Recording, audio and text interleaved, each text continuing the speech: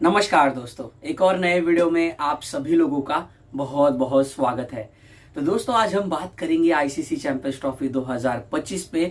तो सबसे पहले बात करते हैं हम दोस्तों कल के मुकाबले पर, यानी कि कल जो हुआ रोमांचक रविवार सुपर संडे, एक ब्लॉकबस्टर मैच हमें देखने को मिला और इंडिया वर्सेस पाकिस्तान के बीच में फिर से एक और बार भारतीय टीम पाकिस्तान पर हावी रही। और कल के मुकाबले में एक कॉमन फैक्टर क्या था कि क्यों पाकिस्तान हारा और क्यों भारतीय टीम जीत गई कल के मुकाबले को। मेन रीजन दोस्तों यह था कल के मैच में कि हमें दिखाई दी भारतीय टीम की ओर से यूनिटी, यानी कि हर खिलाड़ी ने अपना योगदान दिया। चाहे गेंदबाजी करते हुए हार्दिक पांड्या का शानदार किफायती स्पेल, 8 ओवरों में 31 रन देकर 2 विकेटें, और 2 विकेटें ऐसी जिसमें से एक बल्लेबाज लगभग अपनी नजरें जमा चुका था, वो थे बाबर आजम। उनको आउट करना, यानी कि शुरुआती पहला झटका हार्दिक पांड्या ने दिलाया। दूसरा विकेट वो लेते हैं, साउथ शकील को आउट करते हैं।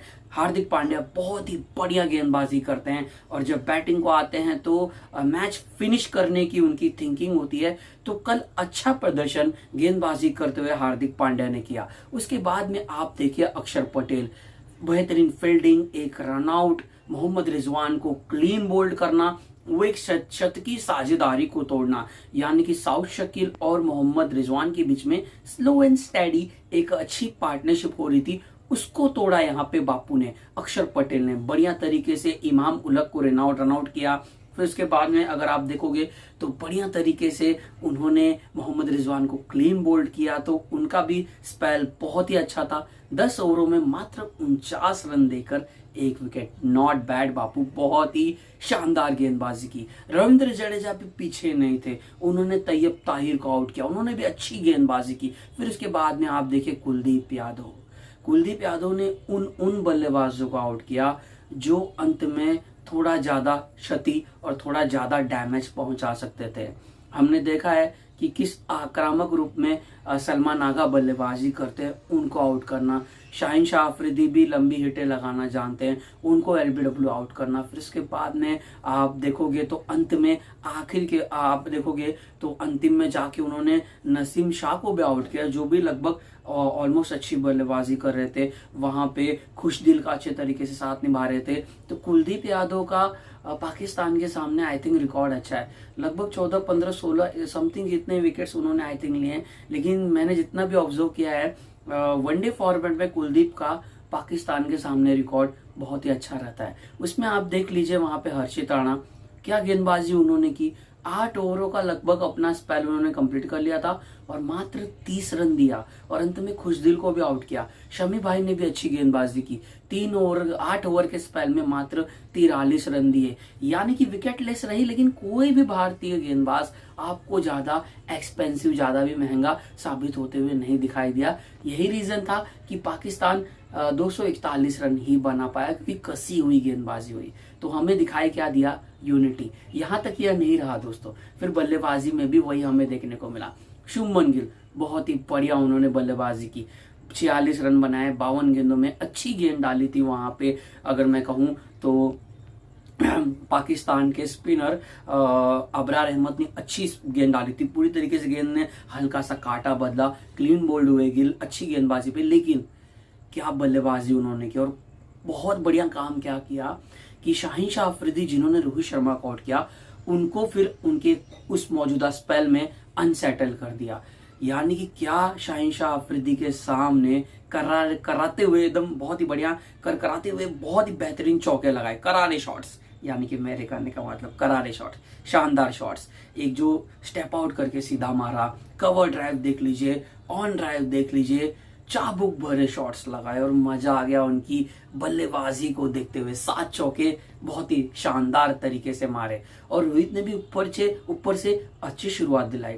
नसीम शाह के सामने एक बेहतरीन शॉर्ट पिच गेंद थी, क्या पुल लगाया, कवर के ऊपर से एक बहुत बढ़िया चौका मारा। रोहित की भी मंशा वही थी कि टीम को एक सॉलिड और एक मजबूत स्टार्ट देनी है, ये हुआ। फिर इसके बाद में श्रेयस अय्यर की बल्लेबाजी आप देख लीजिए, विराट का बढ़िया तरीके से साथ निभाया, 67 गेंदों में 56 रन बनाते हैं, अपना बढ़िया तरीके से अपना काम करके जाते हैं। स्पिन के सामने अच्छा खेलते हैं। खास करके अब उनको शॉर्ट पिच गेंद से कोई तकलीफ नहीं हो रही है। अब शायद ये पैतरा काम ना आए विपक्षी टीमों के गेंदबाजों को कि अय्यर के सामने अब अगर आप बाउंसर्स लगाते जाओगे तो वो आपको पनिश भी करेंगे, वो आपके सामने अच्छे तरीके से डक कर भी खेलेंगे, सम्मान भी देंगे बाउंसर्स को, लेकिन अब शायद विकेट आपको ना मिले, वो हो सकता है। और अब हम बात करेंगे दोस्तों विराट कोहली पे। विराट कोहली वनडे क्रिकेट के इतिहास में मेरा ऐसा मानना है कि सबसे बेहतरीन चेज मास्टर वही हैं। वनडे क्रिकेट के इतिहास में उनसे बेहतरीन चेस करते हुए कोई बल्लेबाजों ने उतने मैचेस नहीं जिताए जितना विराट कोहली ने भारतीय टीम को जिताया। उनको पता होता है कि कितने रनों का लक्ष्य है जब वो बल्लेबाजी करने आते हैं, अंदाजा होता है, कैलकुलेट करके खेलते हैं। और सबसे बढ़िया चीज कल क्या दिखाई दी कि उन्होंने अपने अंतरराष्ट्रीय क्रिकेटिंग करियर में उन्होंने कल अपना 82वां शतक लगाया, यानी कि 82 इंटरनेशनल सेंचुरी। ये एक बहुत ही बड़ी अचीवमेंट है दोस्तों। और वनडे फॉर्मेट में उनका कल 51वां उन्होंने शतक लगाया, यानी कि विराट कोहली वनडे क्रिकेट के सबसे बड़े दिग्गज बल्लेबाज अब बन चुके हैं। उनसे शायद ही सचिन सर ही उनकी बराबरी पर हैं। आई थिंक मैं उनको थोड़ा ऊपर रखूंगा सचिन सर को, लेकिन विराट कोहली आगे बढ़ते जा रहे हैं। और चेजिंग की बात की जाए तो उनसे बड़ा चेज मास्टर, उनसे बड़ा फिनिशर मैंने नहीं देखा है। वनडे फॉर्मेट में है फिनिशिंग करते हुए Michael Bevan, MS Dhoni, Yuvraj Singh, आपको और नाम याद आएंगे। लेकिन अगर विराट कोहली की बात की जाए, एक टॉप ऑर्डर का बल्लेबाज जो मैच फिनिश करता है जो अंत तक नाबाद रहता है, जो 100 रन बनाता है, और इसमें अगर आप देखोगे तो एक भी छक्का नहीं है, सारे के सारे उन्होंने चौके लगाए, 7 चौके, यानी कि मात्र अगर आप देखोगे तो 28 रन उन्होंने चौके के साथ मारे। बाकी के 72 रन सिंगल्स एंड डबल्स, उसमें आपको दिखाई देगा सिंगल्स एंड डबल्स, यानी कि सिंगल्स की अहमियत कितनी बड़ी होती है यह हमें कल विराट की पारी से देखने को मिला। अच्छी गेंदबाजी कर रहे थे पाकिस्तान के गेंदबाज, नो डाउट। आबरार अहमद हो गए, हारिस रऊफ हो गए, नसीम शाहीन प्रेशर क्रिएट कर रहे थे, लेकिन विराट बहुत ही शानदार बल्लेबाजी कर रहे थे। और आज के अगर मैं कहूँ इस युग के सबसे बेहतरीन बल्लेबाज हैं विराट कोहली, और बहुत ही बढ़िया उन्होंने कल पारी खेली। इस पारी को हम भूल नहीं सकते। और यही कॉमन चीज दिखाई दी कि मोहम्मद शमी, हर्षित राणा, कुलदीप, अक्षर, रविंद्र जडेजा, हार्दिक पांड्या सबने अच्छी गेंदबाजी की। बल्लेबाजी में रोहित ने अच्छा इंटेंट दिखाया, शुरू में टीम को एक अच्छी शुरुआत दिलाई। शुभमन गिल भी पीछे नहीं हटे, उन्होंने भी अच्छी बल्लेबाजी की, अर्धशतक नहीं बना पाए, लेकिन फिर भी उसके बाद अगर आप देखोगे तो रोहित, विराट और श्रेयस अय्यर के बीच में अच्छी साझेदारी हुई। टीम यूनिटी दिखाई दी कल के मैच में, और पाकिस्तान की ओर से हमें वही नहीं दिखा। उनकी बल्लेबाजी में साउथ अच्छी बल्लेबाजी करते हैं, अच्छा अर्धशतक लगाते हैं। मोहम्मद रिजवान की पारी यहाँ पे मैं कहूँगा थोड़ी सी स्लो हो गई। वहां पे जब वो साझेदारी हो रही थी ना, उसी समय किसी एक बल्लेबाज को थोड़ा सा एग्रेसिव होकर खेलना चाहिए था, जब वो साझेदारी 50 से ज्यादा की हो चुकी थी। दोनों ही बल्लेबाज थोड़ा सा डिफेंसिव शेल में जा चुके थे, बीच बीच में चौके और सिंगल्स निकाल रहे थे साउथ, इसलिए आपको दिखेगा कि उनकी जो पारी थी वो बॉल टू रन की थी, यानी कि 76 गेंदों में उन्होंने 62 रन बनाए थे। लेकिन मोहम्मद रिजवान पे कुछ ज्यादा ही प्रेशर आ चुका था, और तब उस समय पे उनको थोड़ा सा रिस्की शॉट्स खेलने चाहिए था, यानी कि उनको किसी एक भारतीय गेंदबाज को टारगेट करना चाहिए था। वहां पे मुझे ऐसा लगा कि पाकिस्तानी बैटर्स उस समय बहुत ही ज्यादा डिफेंसिव अप्रोच में जा चुके थे। बाकी कोई बल्लेबाज कुछ कर नहीं पाया। खुशदिल शाह अंत में संघर्ष करते हैं, 38 रन बनाते हैं 39 गेंदों में। बाद में आपको कौन दिखाई दिया? गेंदबाजी में भी देखिए वो पहनापन नहीं दिखा। अगर आप देखोगे वहां पे तो नसीम शाह विकेट नहीं ले पाया। अच्छी गेंदबाजी थी, 8 ओवरों में मात्र 37 रन उन्होंने दिया, लेकिन विकेट्स नहीं ले पाए। लेकिन शाहीन शाह अफरीदी बहुत ही महंगे साबित हुए, बहुत ही महंगे साबित। उसके बाद आप देख लीजिए अबरार अहमद 10 ओवरों में 28 रन, खुशदिल शाह 7 ओवरों में 43 रन, हारिस रऊफ थोड़े अंत में एक्सपेंसिव हुए। ओवरऑल पाकिस्तानी गेंदबाजों ने प्रेशर क्रिएट किया था, इसलिए मैच देखिए 43 ओवर तक जा चुका था। तो गेंदबाजी अच्छी की थी, उससे भी बेहतर कर सकते थे, लेकिन यही मेन पॉइंट था दोस्तों कि भारत क्यों जीता, क्योंकि टीम एज अ यूनिट की ओर से, यूनिट यानी कि पूरी तरीके से एकजुट होकर टीम खेली। रोहित शर्मा, विराट, शुभमन, अय्यर, उसके बाद में भारतीय गेंदबाजों का शानदार प्रदर्शन, कुलदीप के 3 विकेट, अक्षर पटेल की शानदार गेंदबाजी, बेहतरीन फील्डिंग, पूरी तरीके से टीम यूनिट हमें हो दिखाई दी भारतीय टीम की ओर से। और यही रीजन था कि भारतीय टीम कल का मुकाबला जीत गई। पाकिस्तान मुझे ऐसा लगता है चैंपियंस ट्रॉफी 2025 से ऑलमोस्ट बाहर हो चुका है। आज के मैच पे सबकी निगाहें होंगी कि बांग्लादेश क्या न्यूजीलैंड को हराता है या नहीं हरा पाएगा तो न्यूजीलैंड इंडिया क्वालिफाई कर जाएंगी।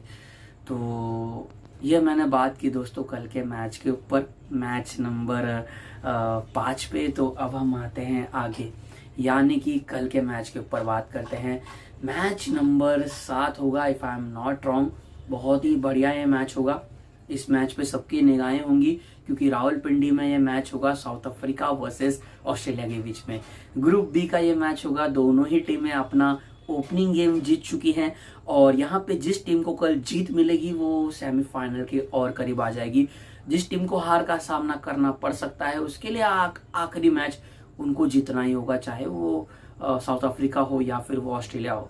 दोनों ही टीमों की ओर से बदलाव क्या हो सकते हैं, आई थिंक मैं देखना चाहूंगा, जो कि आप भी देखना चाहोगे, कि साउथ अफ्रीका की ओर से एक बदलाव हो जाए, टोनी डे जॉर्जी की जगह पे हैनिज क्लासेन आ जाए ताकि उनकी बल्लेबाजी थोड़ी और स्ट्रांग हो जाए और रिकल्टन का साथ निभाए टेम्बा बाउमा ओपन कर जाए।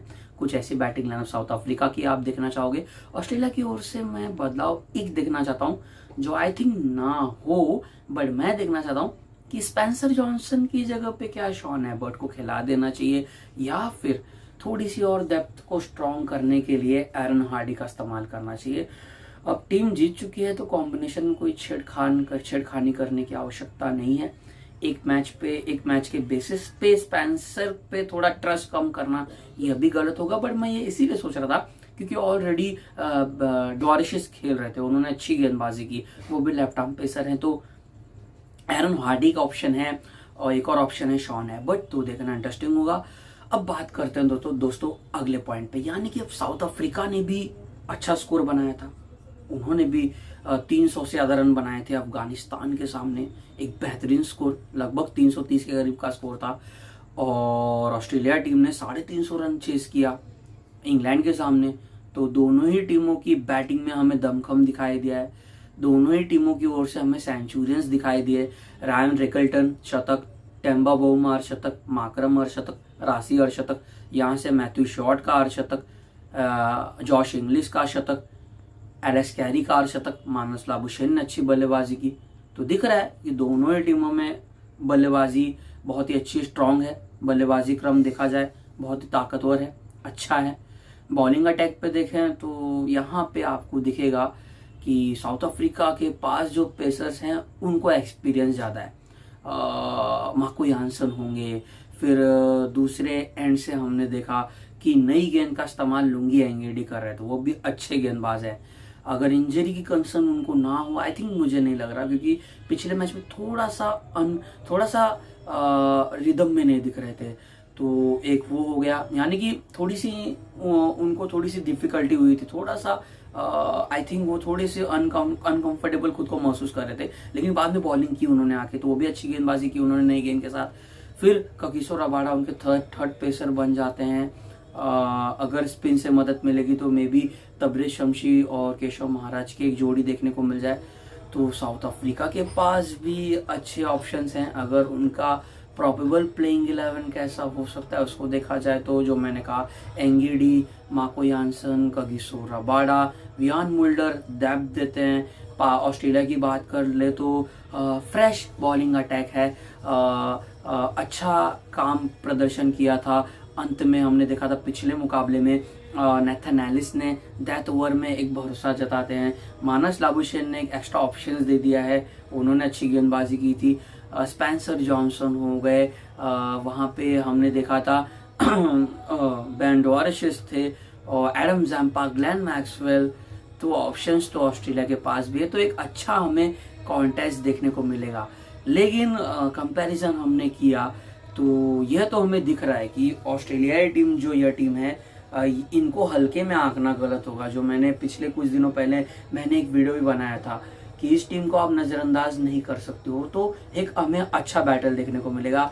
और ऑस्ट्रेलिया कहीं ना कहीं लखनऊ वाले मैच की बदले के लिए बेताब होगा, यानी कि रिवेंज ऑफ लखनऊ मैच, क्योंकि लखनऊ में ही विश्व कप 2023 में साउथ अफ्रीका ने ऑस्ट्रेलिया को हराया था। तो कहीं ना कहीं एक बदले के लिए बेताब होगा यहाँ पे साउथ ऑस्ट्रेलिया। और चैंपियंस ट्रॉफी के दूसरे मुकाबले में कल ऑस्ट्रेलिया जीत कर आगे बढ़ना चाहेगा, तो मजा आएगा कल के मुकाबले को देखने के लिए। आई थिंक मुझे लग रहा है प्लेयर्स टू वॉच आउट में आप नजरें बनाए रखेगा साउथ अफ्रीकी मिडिल ऑर्डर बैटर्स पर फिर से एक और बार, क्योंकि माकरम नंबर 3 पर खेल सकते हैं। अगर क्लासन फिट होंगे तो वो आपको दिखेंगे, फिर रासी वंडर डूसन दिखेंगे, डेविड मिलर दिखेंगे। ये मिडिल ऑर्डर्स के बैटर्स पे आप नजर रखिएगा। ऑस्ट्रेलिया की ओर से मैं देखना चाहूंगा एडम जैम्पा को, क्योंकि एडम जैम्पा कहीं ना कहीं थोड़ा परेशान करेंगे साउथ अफ्रीकी बैटर्स को। तो मुझे लग रहा है एक अच्छा कॉन्टेस्ट हमें देखने को मिलेगा। और भी प्लेयर्स पे निगाहें होंगी मेरी, वो होंगे यहाँ से गेंदबाजी करते हुए नैथन एलिस, स्पेंसर जॉनसन। तो हमें एक अच्छा कॉन्टेस्ट देखने को मिलने वाला है। ऑस्ट्रेलिया साउथ अफ्रीका की भी बॉलिंग अटैक अच्छी है, सामने ऑस्ट्रेलिया के इनफॉर्म बैटर्स भी हैं कुछ, Alex Carey, Josh Inglis, Glenn Maxwell, अच्छे फिनिशर्स। तो दोनों ही टीमों का मिडिल ऑर्डर बहुत ही स्ट्रॉन्ग है।